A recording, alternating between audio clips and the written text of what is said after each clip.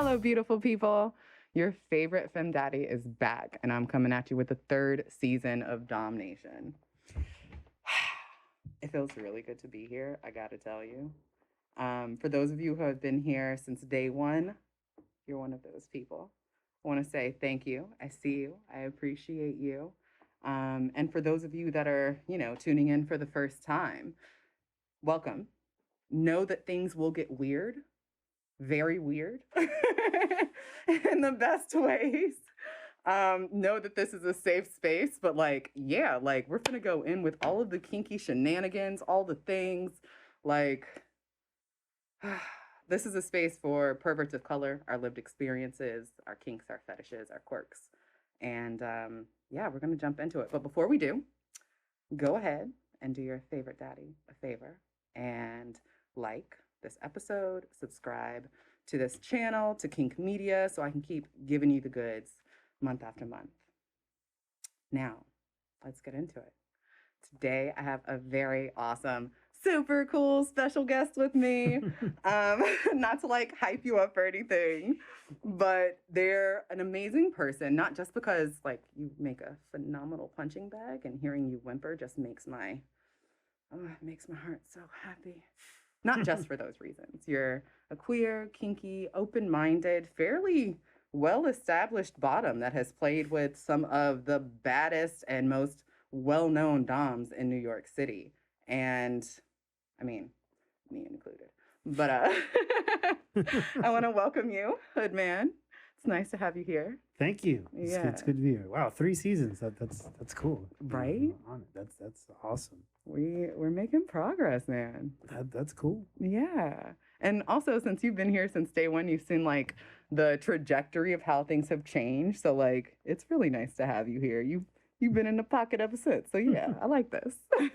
Yeah, no, it's been good always to listen to you and all the different guests you have and different people you talk to and then your topics. It's just nice because I know you. I think in person also always helps. I genuinely will go.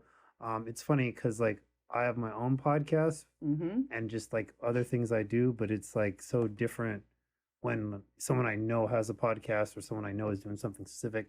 I'll in particular check that out probably more than someone's some big brand influencer or a big celebrity. It's well, no, I actually know them. So I actually do want to support them. Right. Which, of course, we were talking about this because you said you're writing your second book and it's in editing. I want to ask, how is it going? Because I'm about to get your book and I'm excited because it's going to be very different from what I usually read.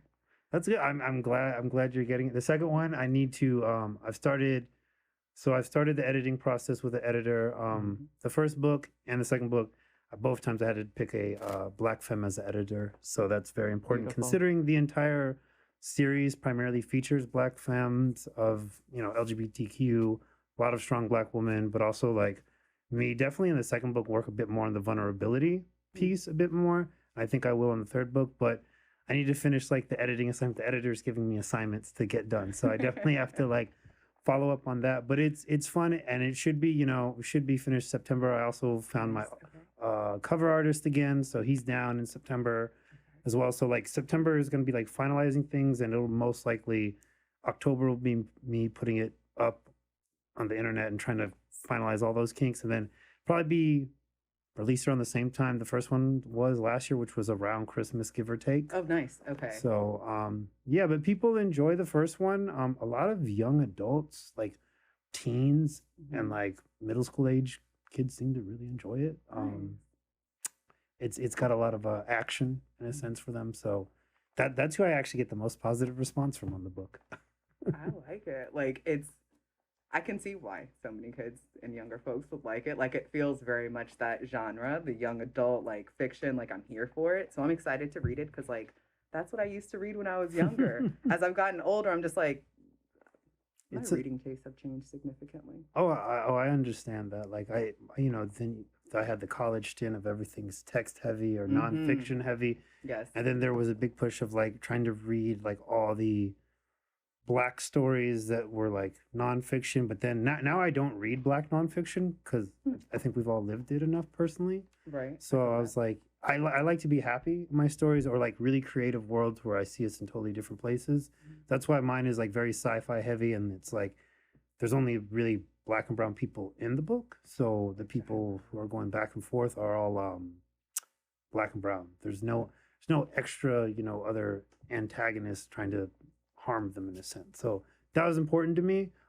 There is death and like violence to them, but it's very much black woman to black woman even half the time. So it's like very different, like, and I try not to make it visceral because I don't want to perpetuate that more. So, and again, because I have both books that had a black woman editing it, it's like, they're like, okay, like, why did you do that? Like sometimes, and to make me like just reanalyze it, or someone was like, oh, I'm trying to like, I want to make sure like trans people, like it's not one word, it's two words, like just clarifications that are very important to me. So people are represented, not offended, nothing like that. So, and more inclusive than anything else. Right. I love that you bring those elements of just your own identity and your respect for other people's identity into your work. I think that's absolutely essential. And I love that like the editors are making you question, like, why did you do this? Why is this the intention here? Because oftentimes I don't necessarily think we do that. We just haphazardly put things together and like, this is it. So it's really nice that you're doing that. And also I want to know, like, how did you, I know that you have an affinity for black femmes, a lot of black tops, black femme tops, which we're going to get into, but like, where did the writing and publishing your book, where did that come from? Like, was that always your goal, or? No, I mean, I do enjoy writing in general. I write a lot of thoughts down. I write a lot of, I really liked a lot of the essays I wrote in college and grad school. I enjoy the art of writing. I do enjoy it. And, coronavirus last year, you got a lot of free time. Yes, you do. And my therapist was saying to make a schedule. That's another funny thing. At least like 4 of my doctors are black women. So yeah, I'm here for it. I'm here for it. So it's a big thing. But what was interesting is like we developed a schedule so I wouldn't get like overly stressed and try and keep things as normal as we could, like with a schedule, and like whether that was like work in place, writing time, recreation time, like because I love to go to the gym, and just making sure getting everything in a schedule. And I was like, oh, writing time, something creative, something a cool hobby to do. And at first I was going to start small, but then I was like, I kept expanding, and then I was like, someone's like, you can make this into a whole universe even in a sense. And I was like, and I got really into it. First book's a little bit there's a bunch of separate stories connected throughout it, while the second book is all like one way through, because one person's one journey, because I kind of have like a sense of the characters after the first book, because the first book I was getting in pieces, and now the second book I was like, oh, I can bring this person in doing this, I really love this character. Like it's really cool. Like you end up characters, and a lot of characters are based on people or amalgamations of people I know in a sense.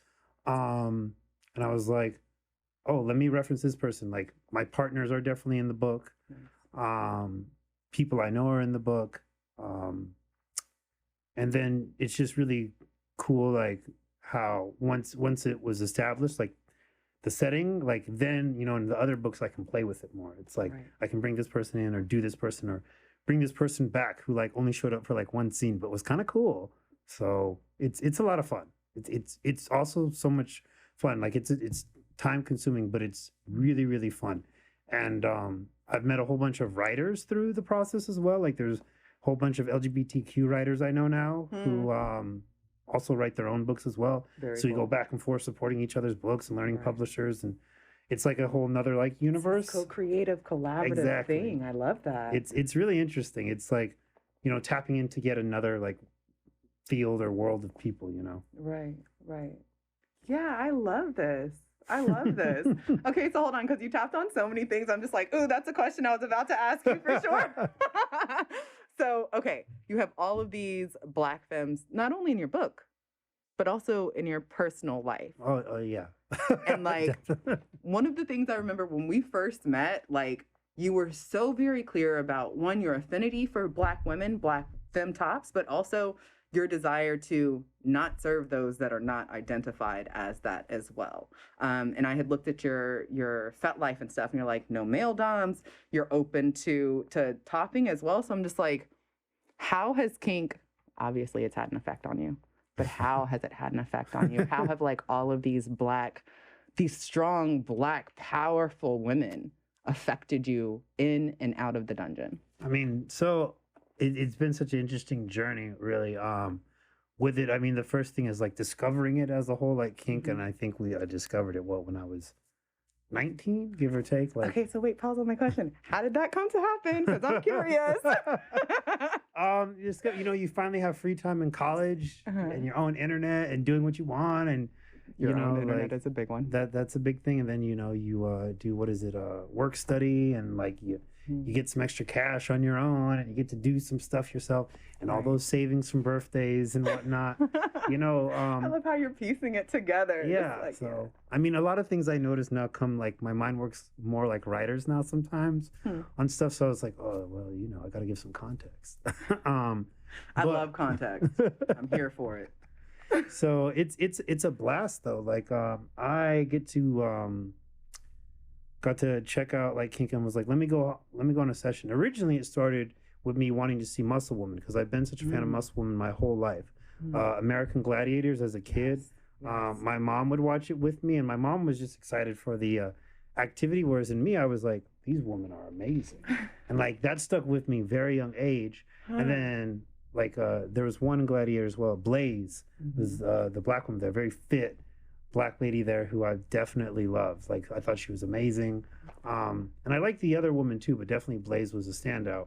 And then you go years later and figure out that some of these American Gladiators or Muscle Women do sessions where they can wrestle you or you can see them. So I did that first, and then I learned, and then there was a good friend of mine actually. I mean, she's coming into the city next month. I might even hang out with her for dinner. But my good friend, Goddess Severa, came over, 6'5" lady. What? Yeah.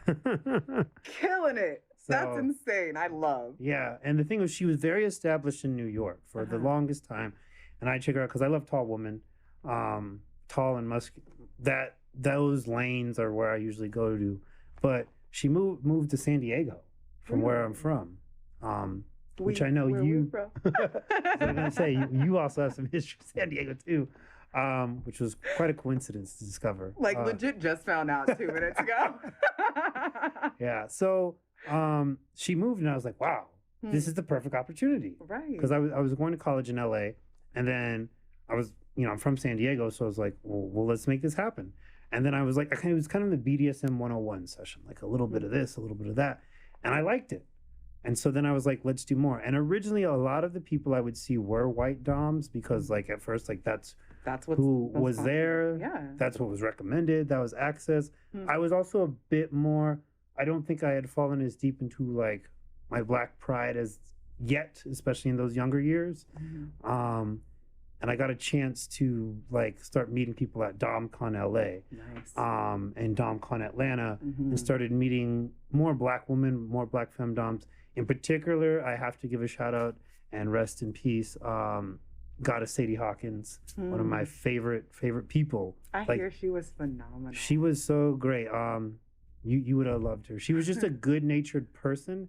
And why I say person is because we could hang out outside of kink. She was one of the one of the first. Like since then, there's been more, but one of the first people where it's like we could hang out like normally, like where we didn't do anything kinky, or we could just go get some food, hang out with friends, go to the bar, like just everyday vanilla stuff. And that for a while was hard to find until I started making better establishments. And like she was just always a good foundation for me. But then everywhere I went, I learned. I mean, the first place I had a session with was a Black femdom, Domina Angelina's space in San Diego, Dungeon Servitors. Okay. She still had it. Oh, wow. Okay. So everywhere I've gone, San Diego, LA, Houston, Atlanta, and New York, there's always been like an experienced Black femdom who's kind of looked out for me in a sense. For here, it was for a long time, it's just Ariana Chevalier. Shout out Ariana. Love her. Love her. She's amazing. One of my favorite people. Houston, it was Mistress XL who reached out to me last week, making a comeback. Atlanta, it was Sadie. LA, another RIP, Miss Serene. But all of a sudden, they've always been protective. Like they would do like question if like certain scenes were like, do you want to actually do that scene? Do I want to actually play with that person? Like, and I was like, I realized this like, only a couple months ago. I was like, wow, everywhere I went, I've been like protected by these black femdoms, caretakers, if you will, in a sense of like their nurturing. And that's been really cool to see. And then there's all the other femdoms I got to meet. And like, I did a lot of videos, and then I got to meet more people. But then eventually, I would say starting probably Houston, Atlanta times, definitely Atlanta, I started shifting to just wanting to play with black and brown femdoms. Like that was... What made that transition happen? I think Atlanta was the first time as well when like there was a space for black people where like my nerdiness was accepted, my geekiness was accepted, queerness was accepted. Like just so many different things were accepted because like Atlanta has just so many black people that you end up getting into, you remove the monolith from us that a lot of people say, because sometimes in like Houston, while my work was predominantly black, those were not kinky people. They're also very church-going people, so we didn't hang out at all. And then you could not tell them your dirty little secret. Exactly. And then California, especially Southern California, there was not enough black people around me. Definitely not enough kinky black people around me for me to really have a sense of like culture and community. But in Atlanta, because there were so many people, I could find people from all walks. And New York, it's kind of just transferred. There's so many people here in New York as well that it's really established like my own black culture and identity. So that way, kink-wise, geeky-wise, all the different aspects, and even like travel-wise, like because I'm a big traveler, all these things were accepted when I got to Atlanta, and I started feeling like this is who I want to be around, this is who I want to be with, and it wasn't even just black femdoms. Like I started knowing black photographers and black doms who just to hang out with. It just really changed. I mean, it sounds like you got really intentional about community that you were building in all aspects. Definitely.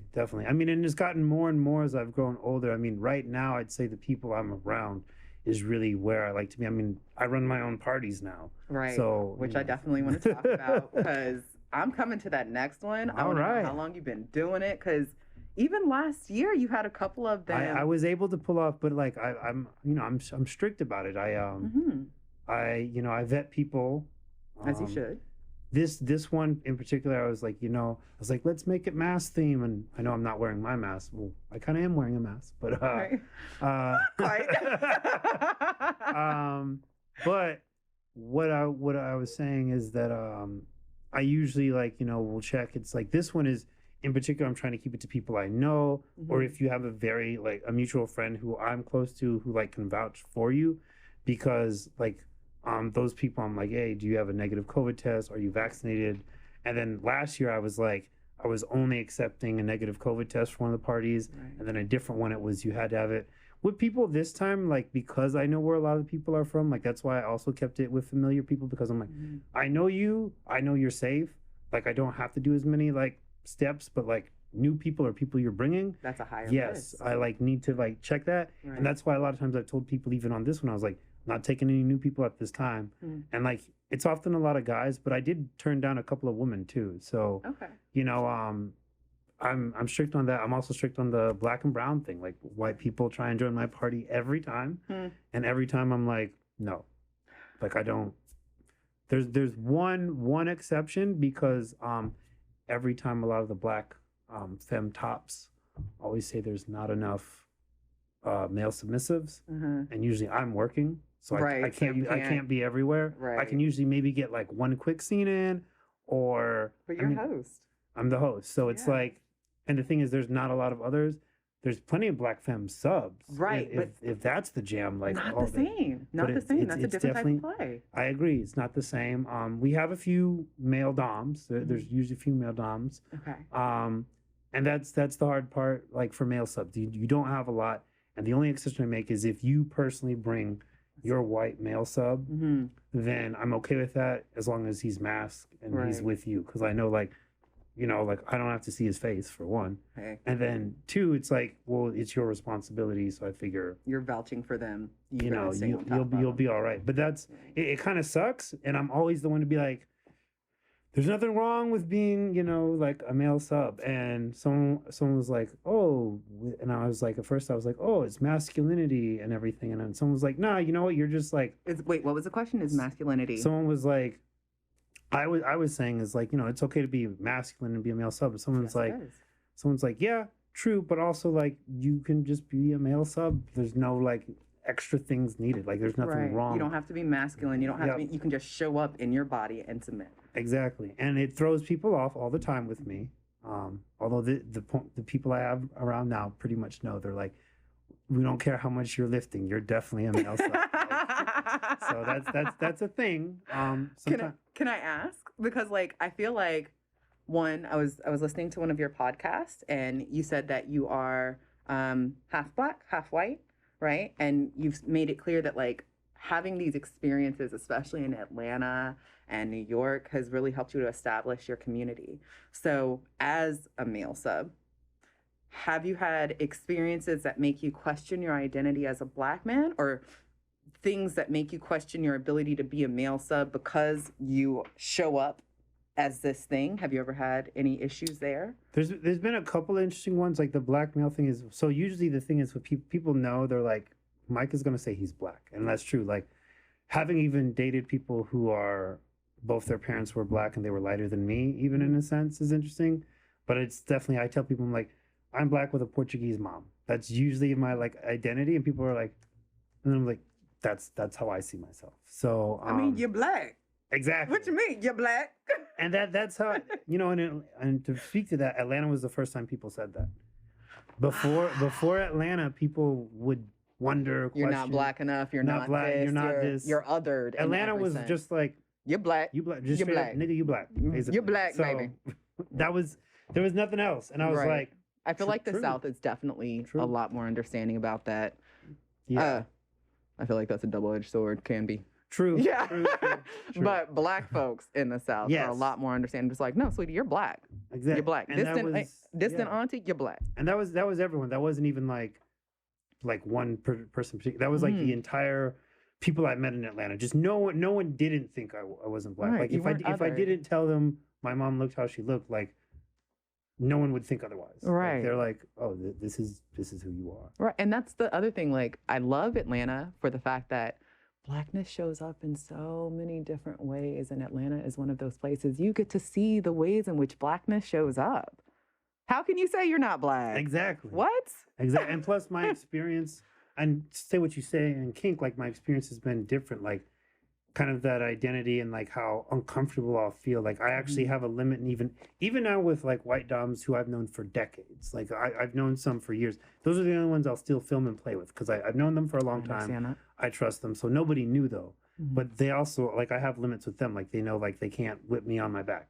That's a no. The only people who can are black femmes. Right. Like that's because then it's there's no extra elements there. It's just like we're kinky, we're having this time. Versus like if they're white, it's not. And like I've noticed triggering, tapping into some generational stuff. And yeah, and I'll cut it and I've had to like one time cut one because like mentally it wasn't there for me. It wasn't like a mercy because physically it was so intense. It was like no. I don't want this play mentally. But usually it doesn't. But that was something I established and everyone understood and was okay with it. And it's been good because who I mainly am around usually now are black and brown femdom. So it's kind of shifted. Right. The other aspect I would say is the male topping thing has definitely been interesting because there have been women, not as much now because people know who I am, but especially in the early years and before people knew me, people would want me to dominate them. And that was a big, especially they'd want you to dominate them. They'd want me to dominate them or think like, why are you being submissive? You should do something else. Projecting onto you as to who you should be. Exactly. That's not how this works.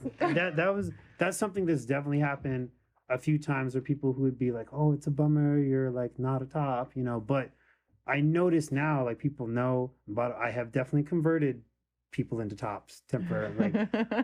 There are people who have only dominated me or first time that they'd ever dominated anyone was me. That's definitely happened because I make it comfortable for people, and especially like people who are generally submissive who will be like, oh, I can do that dominant thing to you to try it to see. Right. So like that's interesting, establishing that factor. I really like that you do that. Okay, so hold on. You're willing to let them dominate you, service bottom, whatever you want to call it, right? You also said that you dominate men, which is not something that a lot of masculine male presenting folks do, especially Black men in the scene. It's kind of like a hard limit. So how did you get to that point to be comfortable enough? I feel like the whole process, everything you've been saying has been showing how you got comfortable enough. But how did you get to that point to be comfortable enough to be like, okay, I'm willing to hold space for you in this way as well? I think it was because it was accepting, because so I've dated a lot of trans women in the past. Some good friends, some for a while even. And also me being like, well, I wouldn't say necessarily I'm fully bi, you know, and then I was like, well, and then we've established, then women who have dated me are like, you're probably queer, like, but I was like, you know, I wanted to be sure before, like, I just like, you know, took it on. I get that. And also to be respectful to people who knew 100% they were queer. Like, I wanted to, like, I don't want to just claim that without. And then as I've known in the things I've done, I was like, well, I'm definitely queer. Right. Yeah. It's definitely like, there's no like factor in that. No ambiguity whatsoever. Exactly. This is the thing that you are. Exactly. So what I found is what I do enjoy is, so, you know, what's happened a couple of times is, you know, I've had white men pay me, especially if there was a Black femdom around. I've had white men pay me to, you know, suck my dick and take their fucking money, which is big. And I love, you know, money going. I love white men's money going to Black women. That's like a big thing. Yeah. People know that if the world order was like that, I'd be a happy man. Like I'd be supportive of it very much. I think this would be a much happier place. I think so too, personally, from my experience of them leading things. You know, what can I say? Right. We do it well. I mean, kudos to us. Well, you know, if I say like, if one of the people who is, you know, marginalized the most by the grand society overall is the one who is respected the most because they're in charge, then everyone else will be respected in society. Very true. And that's one of the factors I always think of. I'm like, you know, if they get what they need, then everyone gets what they need. Right. It's a domino effect. Exactly. Yeah. So that's important. But then, you know, paying money. And then also even I learned like some Black male subs. I had one guy who he even reached out randomly. I saw his email the other week because I checked some old email I had, and I was like, because he got a little crazy, and I was like, wait, what's a little crazy? Like, you know, trying to find my phone number and he got a little crazy. Exactly, and I was like, oh, this is what femdoms go through with stalkers. Aha! This is the bullshit. And I actually wanted to ask you about that because, like, I feel like there's a certain inevitability that comes with like that boundary crossing from bottoms, from those that are in the scene or whatever. There's like, I'm going to project onto you what my desire is and disregard your boundaries or treat you like a human being whatsoever. As a person that's not fully out in your personal life, or can you define that, your outness? In your so I'd say like everybody knows, including my parents. Nice. Everybody knows, like, and some of my oldest friends know. Because I've, you know, and every now and then the old friends who are vanilla will like send me something kinky just for fun. It's like, oh, this picture reminded me of you, you know. Oh, so that's love. That's fun. But you know, everyone knows except really my work. Okay. And that's important because the profession I have, like, kink should not mix at all. Right. But everyone else knows. I will post publicly on my social media a lot of things sometimes, like, rarely without the mask if it's kinky, you know, like, but I mean, Twitter is my super kinky, and then like my other social media, FetLife is super kinky, obviously, but my other social media is very vanilla. However, I still promoted my party on my Facebook, which is my like regular stuff. So like, that's because like the people who are on almost all my social media platforms just know who I am. Right. They're like, this, we know you. We know all the aspects about you because I'm usually pretty open. And people have been comfortable with that, but like the guy went too far because he was finding my regular social media when he was strictly on FetLife. We were just strictly on FetLife, and he didn't understand it, and he wanted to try calling me and stuff. And I was going to do the call. I was like, what I was doing exactly what I learned from all the femdoms. Like I was giving him. He really liked my feet, for example. Like that was his thing. Okay. So, which apparently. He's not the only one who likes my feet. Multiple people have said I have nice feet. So I was like, okay. Nice feet that's a positive. It's a positive. It's also like literally like a, you know how people, you know, have ones that are hard limits for kink or have like things they love. This one's like a no sell. It's like my feet are like, I don't, whatever. Right. My feet just like flesh covered. Exactly. Whatever. But he loved them. So what I would do is like, you know, I'd build them up. I'd be like, okay, you get like this part of my body, like, you know, and you pay me for that. And he was giving me weekly tributes, you know. Yes, come on now.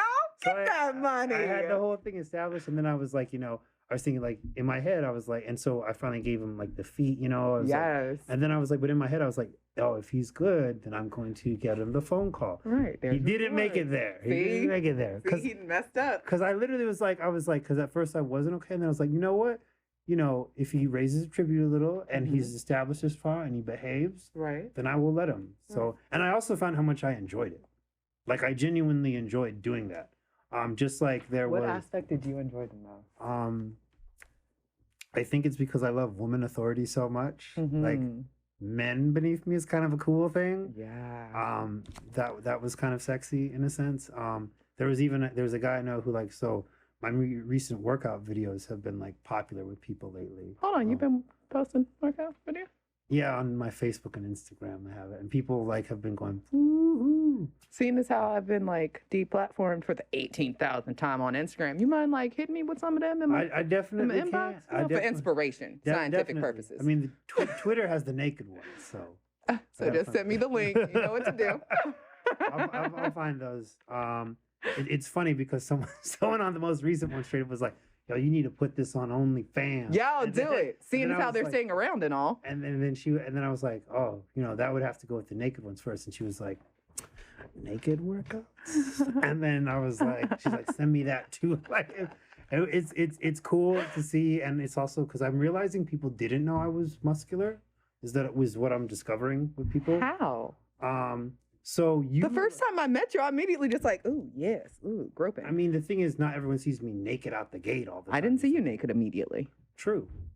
But some people aren't good at visualizing. Also, I would say from what I post generally, I also don't post a lot of me. I'll post me with my partners, or I'll post like no one in the picture. Like when I do a travel, it'll be like just what I'm right, your like, environment. So you see like very few pictures of just me. Okay. So it's kind of like hard to see that sometimes for people. They're like, oh, I had no idea. And then so that's like a cool thing. And it was funny because what I was thinking is that, you know, there's a gay guy I know, and he's a writer. Okay. And he definitely, whenever he sees the videos posts, he's like, and then so he was like talking with me about like, you know, like being excited about it. And I was talking about various experiences I had with trans doms. And he was like, I wish I was there. And I was like, oh, really? And he was like, yeah, I would have like cleaned up and everything. And he's like, I bet that would have been dope. So like, and the thing is like, that's fun for me, actually. I noticed like, I enjoyed that. And I was like, and again, this is kind of going like, yeah, I'm definitely queer. Like it's like, definitely. But it's like only like that aspect. Like I don't want a man dominating me. Right. Like, that doesn't do anything for me. I don't want that. It's not a turn on, and it's also like I don't like male authority in general. So that also doesn't work really well for me. So that's another important aspect. But also I was like, it's also with a lot of trans doms or trans women I've seen, I used to have like a thing. It's like if I'm bigger than you, like I'll be the top in this situation, which makes sense in a sense. And then if you're bigger than me, then you're the top. Right. And someone's like, I noticed you only pick trans doms so tops. And then someone's like, so they have pretty big dicks then. And I was like, yeah, that's what I like. It's a win-win. So that's you know, that's how that works there though. But again, like it's been a good exploration, but it's also been comfortable at it. And you know, I was just talking with one of my exes the other day, and she was talking about how like I've helped her, and she's same racial heritage as me, white mom, black dad. Okay. And she was like, you know, you've helped me so much in understanding, you know, we both grew up in San Diego, so it was tough times in regards to identity for us. And she's like, you've helped me establish like my blackness. You've really helped me establish my queerness as well. And she was like, you know, she'll call herself a black woman straight up now. Like there is nothing else going on. It's just like, yep, I'm a black woman. And then also like, you know, she's like, I'm definitely queer. I've been experimenting. And then also like she was even like, oh, I want you to follow like my the first woman lover I had. Like I feel like you'd get a good vibe for her. In my head, I'm like, are you setting something up? Like, what's happening here? But I was also just like, like it's cool to see like how I've helped her growth in that regard as well. So Right. it's really cool. And it's very interesting just from the outside looking in. Like, it's very interesting how deeply and intentionally you're creating community around you and holding space to be community for others, like within your life. So I want to ask, how do you navigate your relationships? Because it sounds like you're poly, I assume, Yep, right? I'm polyamorous. Okay, and you play with your partners, you swink with your partners, which is sex and kink, right? Yeah. How do you navigate that, especially while like maintaining the desire for continuing community? I mean, the biggest thing is primarily like the two of them. I only have two. I was like, once tried. You more only than have two? Yeah, partners. Okay. And I was like, tried more than two, and I was like, no, it's too much. I cannot do it. But I do need more than two. I notice how much like with one person I feel really confined, or like not all needs are being met in a sense. Right. I play a lot with my partners. I would say they're both switches, so they get their topping elsewhere. I enjoy like a lot of things. I enjoy being around them in a lot of more romantic ways. I think is the big factor with both of them. I enjoy romancing them. Like I enjoy getting them gifts. I enjoy dating them, going to places that aren't just kinky with them. Plus, a lot of times the other stuff I do, it's not always sex with other people. Sometimes it's just kinky play. Sometimes with the trans woman it can be, but with a lot of the BDSM, I'm just playing. Or if it's like a wrestling thing, I'm getting my ass kicked, and like it's fun. It's fun for them. They enjoy it. They enjoy hearing it. They sometimes enjoy watching it even. Right.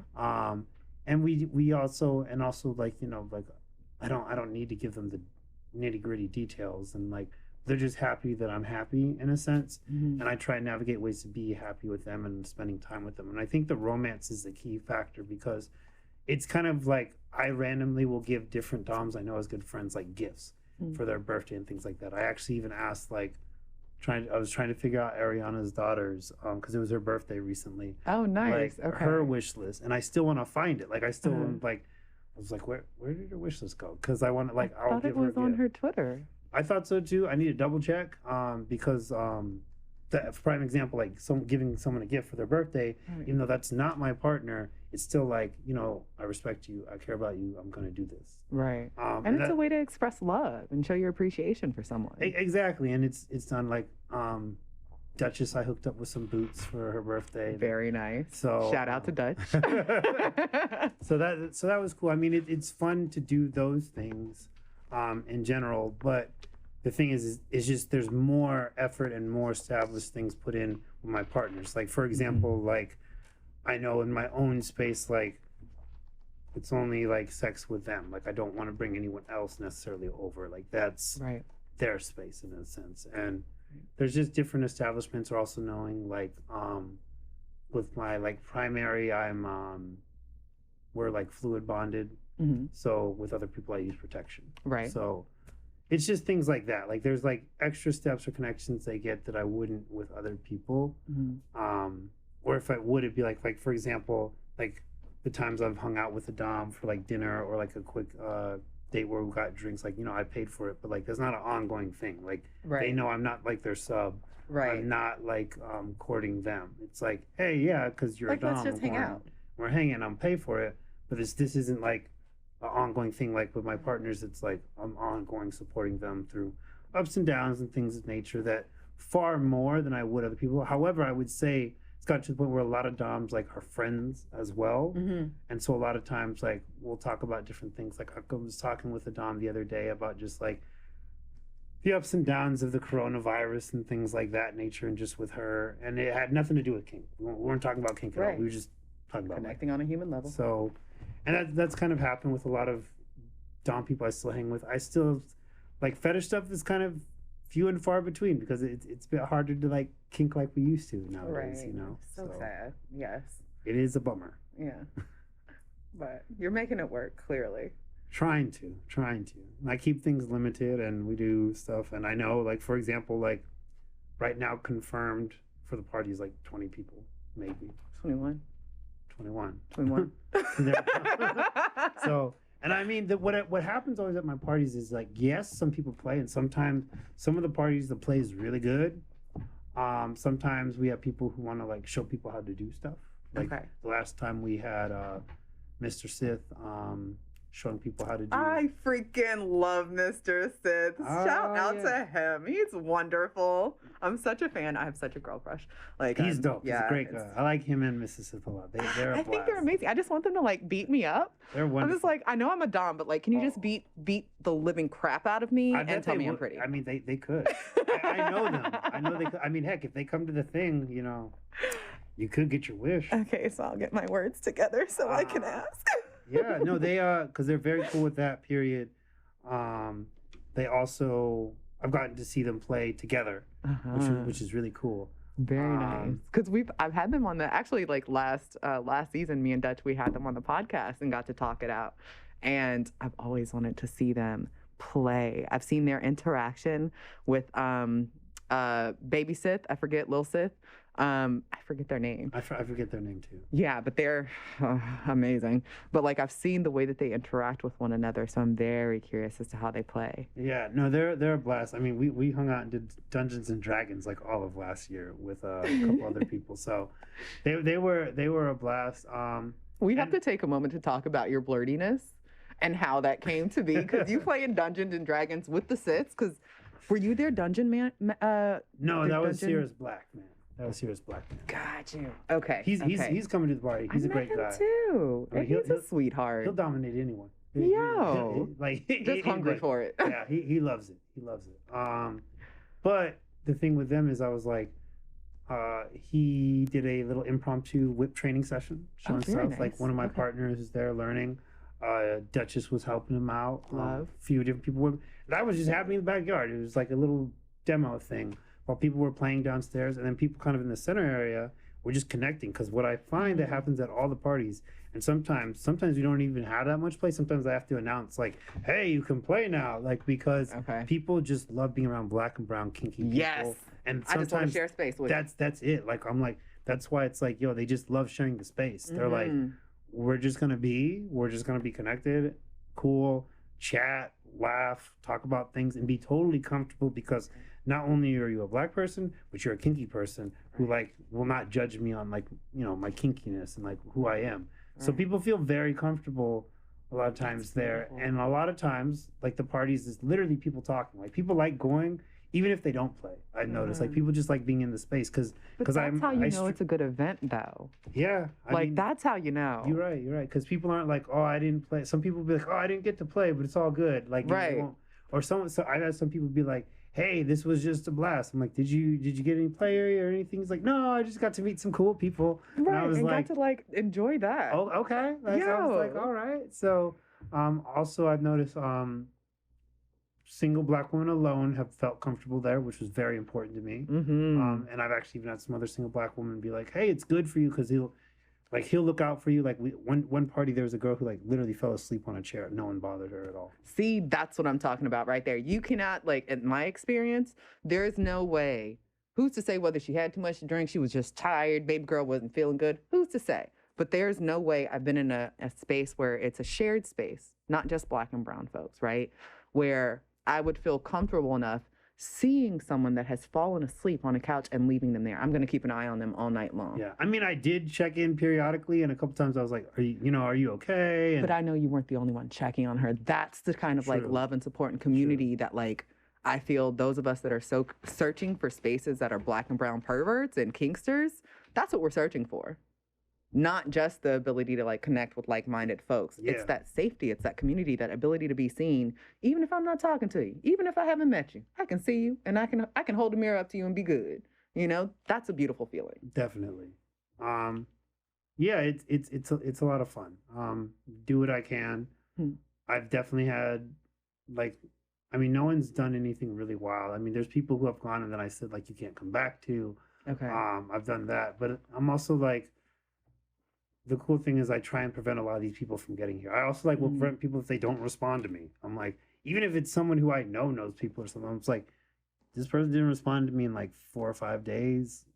Right. You know, so stuff like that. Can you happens. rely on this person to show up or do what you need when you need it? Exactly. Yeah, So, I and get then that. like I'll ask like, are you comfortable with LGBTQ people? Like, Mhm. you know, and that's like another big ask. Like I try and make sure people are okay with that because I'm like, I don't want anyone not feeling comfortable. But Right. I think the big thing is there's a lot of people I don't let in to the parties, and like not everyone goes in, and I'm like totally okay with that. Sometimes people are like, because it's space I share with someone else who hosts the space. Because I was like, yo, if I had my own brownstone, I would go wild here. Yo, doing the absolute most asinine thing. I mean, I definitely have to establish a dungeon room. That would have to happen. That's the first thing you got to do. Absolutely, What? absolutely. Then a gym. Right. So Yeah, that that's the would be- first and the second thing. That's definitely speaking to me on that level. But the thing is, because it's shared space, sometimes she's like, "Hey, do you want to promote it more? Do you want to like advertise?" I'm like, "No," because she's like, but like I get, you know, her point is like, you know, income and like making money from me. I'm like, Right. I don't care if I'm making money on this thing. Like, Right. I on purpose also have like no gendered pricing. Love that. I make it pretty low too. Mhm. We upped it a bit because we're providing better food now at the event. That's valid. But it's still like it's under $50. Oh, that's wonderful. So like, and that's very Which is important. very comparable to every other kind of kink and fetish event. Yeah. And the fact that it's like nothing but black and brown folks, oh yes, I'd pay that in a heartbeat. Like, not a problem. And that's the thing. I was like, I don't want it to ever get above 50. Like, you know, like I think it's what is it for single people now? It's 30 and 40.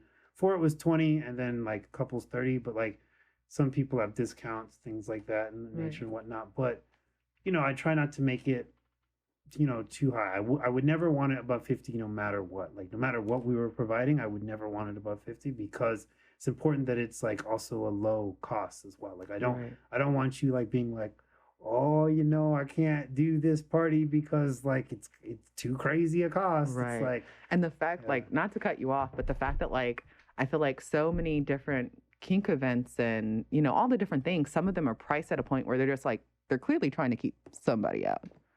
It's a certain level of discrimination that's very inadvertently weaved in there. Definitely. So it's very much a beautiful thing that you're cognizant about that and making sure you don't do that, because that it's hurtful and there's no real word or language to identify that thing. Definitely. No, I agree. That was the point. I mean, half the time is kind of like, because basically the hostess who has a space was like, hey, if you want to run parties here, I mean, she wanted, you know, more ways to run income. She hosts a lot of different events at her space. Okay. And I was like, oh, you're going to let me run a party my way? I was like, okay, I know exactly what I'm doing then. Like, it's going to be low cost and black and brown people only. Like, yes. That's what it's going to be. That's it. And that is like my everything. Because why? Because that's what I always want in parties I go to. Right. It never is parties I go to, but that's what you want. Yeah. Yeah, I love that. I love that. So go ahead and like know that I've RSVP'd. They've heard me RSVP, so I need to be on that list next month.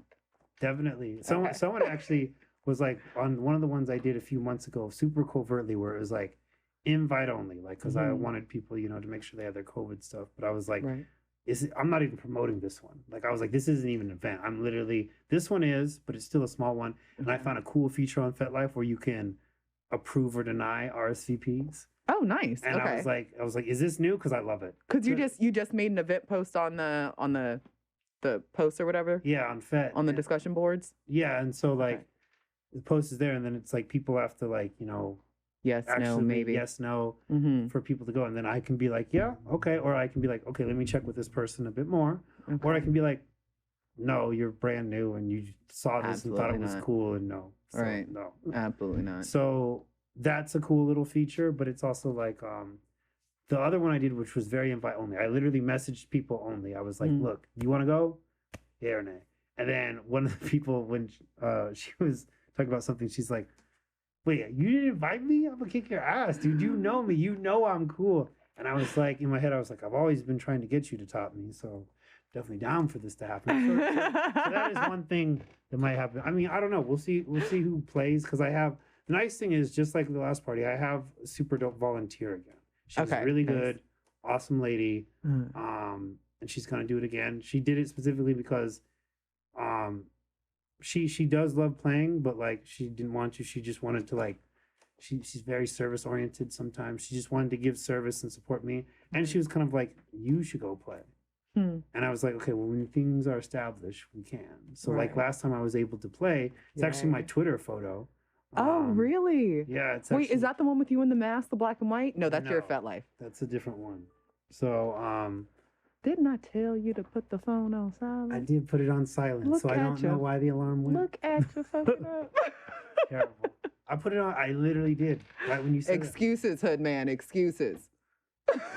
I guess the alarm comes through no matter what. I was like, oh yeah, no alarms. Yeah. So yeah, that was a whole thing, and people had a good time. And the video is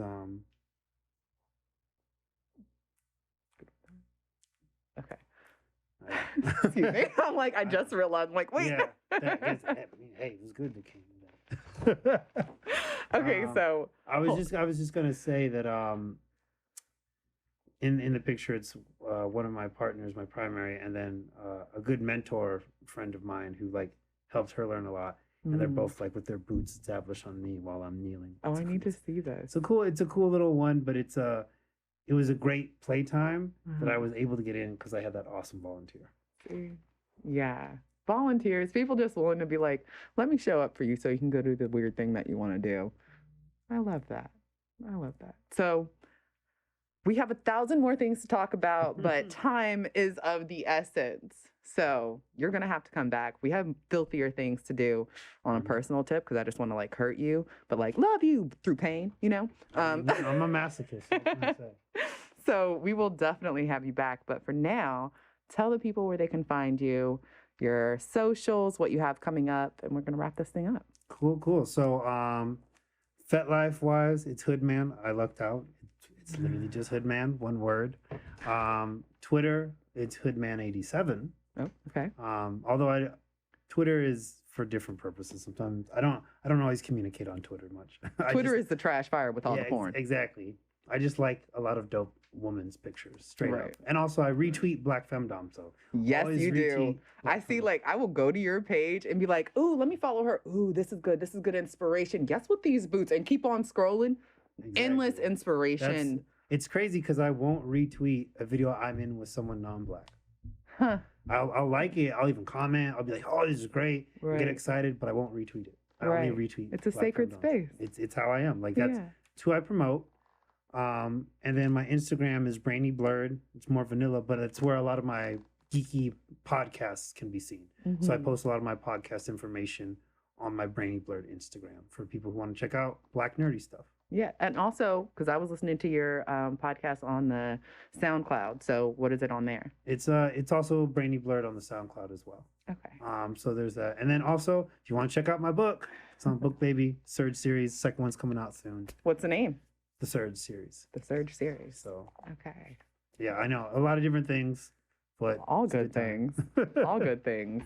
Okay. So thank you for You're very being here. Yeah, this was wonderful. I'm happy we got to like come back with somebody fresh on the S side of the slash, you know, that's really in it. But yeah, we're going to wrap this thing up so these beautiful people at the studio can do what they need to do. For now, keep on being pervy and dirty and doing all those filthy good things that make you happy. And tune in next month. We will be back with another episode. Have a good day, y'all.